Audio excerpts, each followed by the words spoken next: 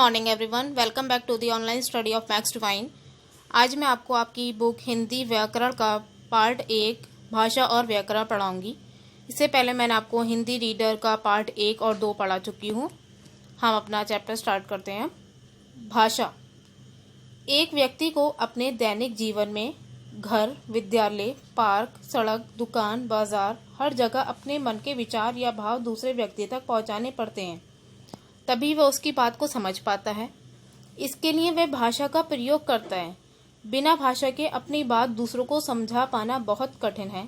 इस प्रकार भाषा एक माध्यम है जिसके द्वारा हम अपने भावों को बोलकर या लिखकर प्रकट करते हैं और दूसरों के भावों और विचारों को सुनकर या पढ़कर समझते हैं। यानी भाषा विचार विनिमय का साधन है। जो हमारे विचार हैं उनके विनिमय का साधन है भाषा, कि हम दूसरों के विचारों को समझते हैं सुनकर या पढ़कर और हमारे भावों को दूसरों तक पहुंचाते हैं। इसका माध्यम भाषा है। इससे भाषा के निम्नलिखित लक्षणों का पता चलता है। भाषा सार्थक ध्वनियों के मेल से बनती है, अर्थ निकलने वाले ध्वनियों के मेल से बनती है। भाषा में ध्वनियों के लिए प्रतीक होते हैं, मतलब निशान होते हैं, चिन्ह बने होते हैं। भाषा मन के भावों विचारों को दूसरों तक पहुंचाती है। प्रत्येक भाषा में शब्दों के अर्थ होते हैं, साथ ही उसमें वर्ण, शब्द व वाक्य संरचना की व्यवस्था भी होती है। उसके वर्ण भी होते हैं, शब्द भी होते हैं और वाक्य संरचना की व्यवस्था भी होती है प्रत्येक भाषा में। भाषा के भेद। भाषा के दो प्रमुख रूप होते हैं, मौखिक तथा लिखित। मौखिक भाषा जब कोई व्यक्ति मुख से बोलकर परस्पर भाषण अथवा बातचीत के द्वारा अपने विचार प्रकट करता है तो इसे मौखिक भाषा कहते हैं। जब हम बोलकर अपने भावों का, विचारों का आदान प्रदान करते हैं तो ये भाषा मौखिक भाषा कहलाती है। जैसे भाषण, बातचीत, नाटक, रेडियो प्रसारण, दूरदर्शन, टेलीफोन आदि की बातचीत कथित अथवा मौखिक भाषा के रूप हैं। वास्तव में भाषा मूल रूप में मौखिक होती है। जो उसका मूल रूप होता है मौखिक ही होता है। मौखिक भाषा के आधार पर ही भाषा का लिखित रूप अस्तित्व में आया। भाषा के मौखिक रूप के हिसाब से ही लिखित रूप फिर अस्तित्व में आया। तो मौखिक भाषा बोलकर जो हम भावों का आदान प्रदान करते हैं वह होती है और ये भाषा का मूल मतलब ओरिजिनल रूप होती है। लिखित भाषा जब कोई व्यक्ति अपने भावों अथवा विचारों को लिखकर व्यक्त करता है तो इसे लिखित भाषा कहते हैं। जैसे कक्षा में अध्यापक ब्लैक बोर्ड पर लिखते हैं, आप अपनी कॉपी पर लिखते हैं तो हम ये अपने भावों को लिखकर समझा रहे हैं, तो ये लिखित भाषा हुई।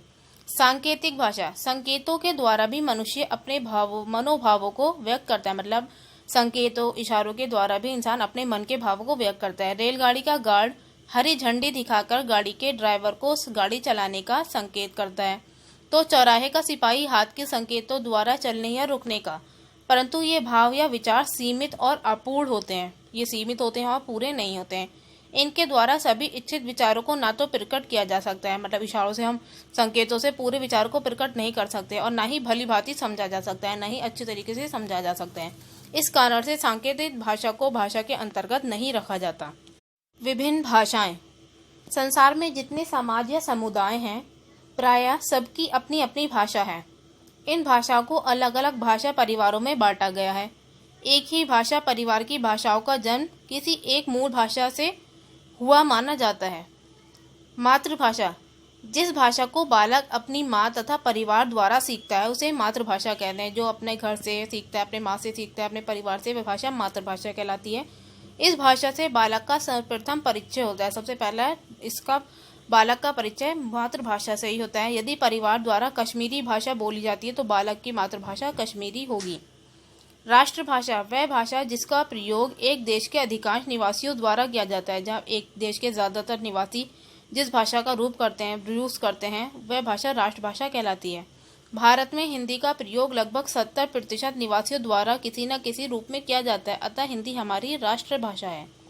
राजभाषा राज प्लस भाषा अर्थात राजकाज की भाषा वह भाषा जिसका प्रयोग देश के कार्यालय मतलब ऑफिस में कामकाज के लिए किया जाता है, राजभाषा कहलाती है। राष्ट्रभाषा तथा राजभाषा में अंतर है, डिफरेंस है। इसे एक नहीं समझना चाहिए। भारत में कार्यालयीय कामकाज के लिए हिंदी तथा अंग्रेजी दोनों भाषाओं का प्रयोग किया जाता है। 14 सितंबर 1949 को संविधान के अनुच्छेद 343 के अनुसार हिंदी को भारत की राष्ट्रभाषा घोषित किया गया। इसलिए प्रतिवर्ष इस दिन हिंदी दिवस मनाया जाता है। संपर्क भाषा, संपर्क प्लस भाषा अर्थात संपर्क की भाषा, वह भाषा जिसका प्रयोग देश के निवासी आपस में संपर्क करने के लिए करते हैं, संपर्क भाषा कहलाती है। एक दूसरे से संपर्क बनाने के लिए करते हैं, वह भाषा संपर्क भाषा कहलाती है। भारत की संपर्क भाषा हिंदी है तथा विश्व की संपर्क भाषा अंग्रेजी है। कि हम भारत में तो एक दूसरे संपर्क हिंदी भाषा में करते हैं और पूरी दुनिया में जो संपर्क भाषा है वो अंग्रेजी है। भारत की भाषाएं। भारत एक विशाल देश है जिसमें अनेक राज्य हैं। इन राज्यों में अलग अलग भाषाओं का प्रयोग किया जाता है। हर राज्य में अलग अलग भाषा का प्रयोग किया जाता है। वर्तमान में भारतीय संविधान द्वारा भारत की 22 भाषाओं को मान्यता प्रदान की गई है।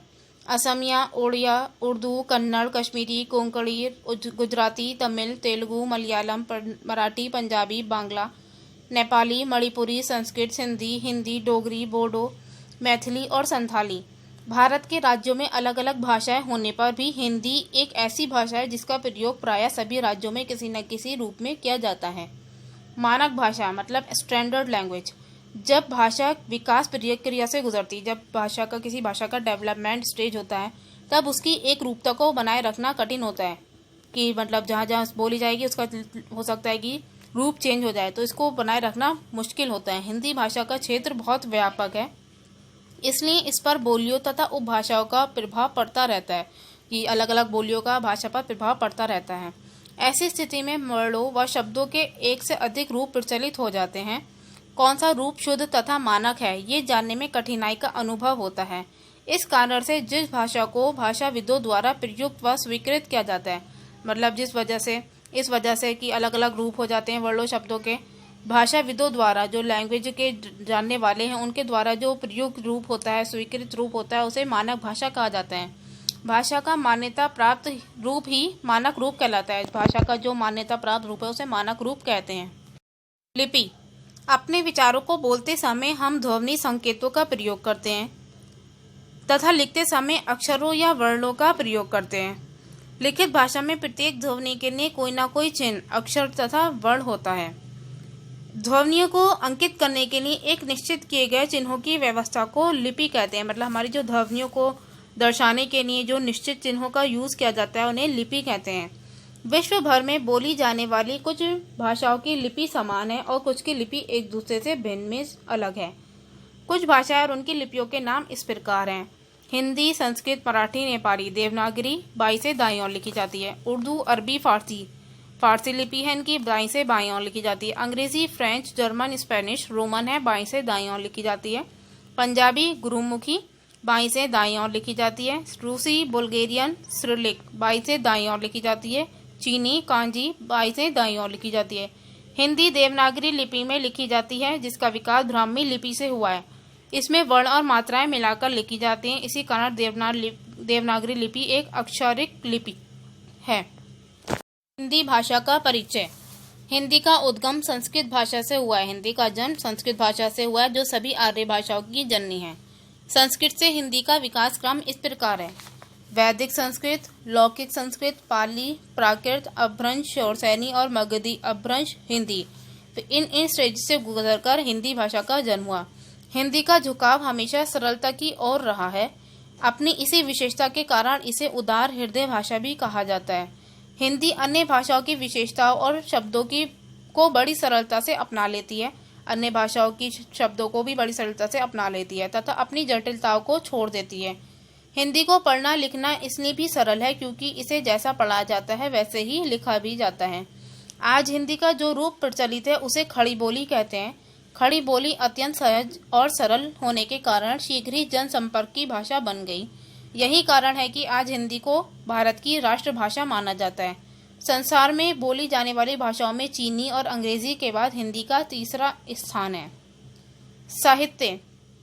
साहित्य के अंतर्गत समय समय पर विद्वान तथा पंडित अपने संचित ज्ञान के आधार पर नवीन विचारों को हमारे समक्ष रखते हैं।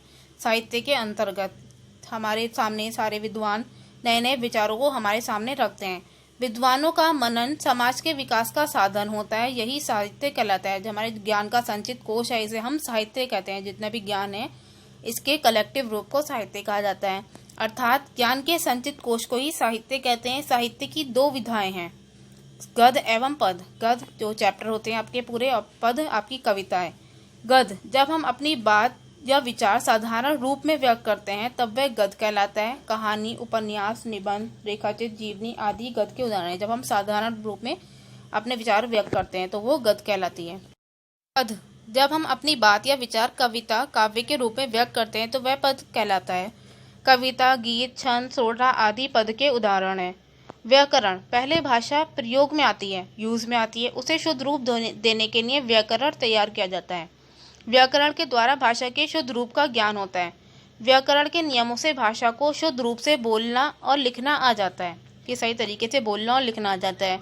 व्याकरण के नियमों से अनुशासित भाषा ही मानक भाषा कहलाती है। अब जो व्याकरण के रूप से अनुशासित भाषा होती है उसे ही मानक भाषा कहते हैं।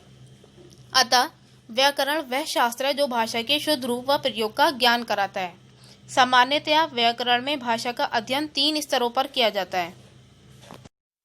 वर्ण विचार, इसमें वर्णों के रूपों का ज्ञान प्राप्त करके उनके उच्चारण और लिखने की विधि के विषय में विचार किया जाता है। वर्ण विचार में वर्णों के रूप का ज्ञान प्राप्त किया जाता है, फिर उनके उच्चारण, बोलने के और लिखने की विधि के बारे में ज्ञान प्राप्त किया जाता है।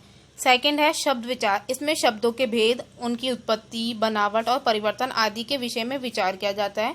वाक्य में प्रयोग होने पर शब्द पद का रूप ले लेता है। जब वाक्य में प्रयोग होता है शब्द तो वो पद का रूप ले लेता है। वाक्य विचार, इसमें वाक्यों की रचना, वाक्यों के भेद, वाक्यों का विग्रह और विराम चिन्हों के प्रयोग का विचार किया जाता है।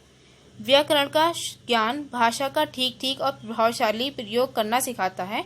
एक भाषा को जानने वाला व्यक्ति उस भाषा का व्याकरण जानकर उसे शीघ्रता और शुद्धता से पढ़ना लिखना सीख जाता है। ओके, यहाँ आपका चैप्टर 1 कंप्लीट हुआ। Homework time. आपको होमवर्क में आपके पेज नंबर 8 और 9 के एक्सरसाइजेस 1, 2, 3 और 4 सॉल्व करनी है। यहाँ आपका चैप्टर 1 फुल कंप्लीट हुआ। Okay, thank you and good bye.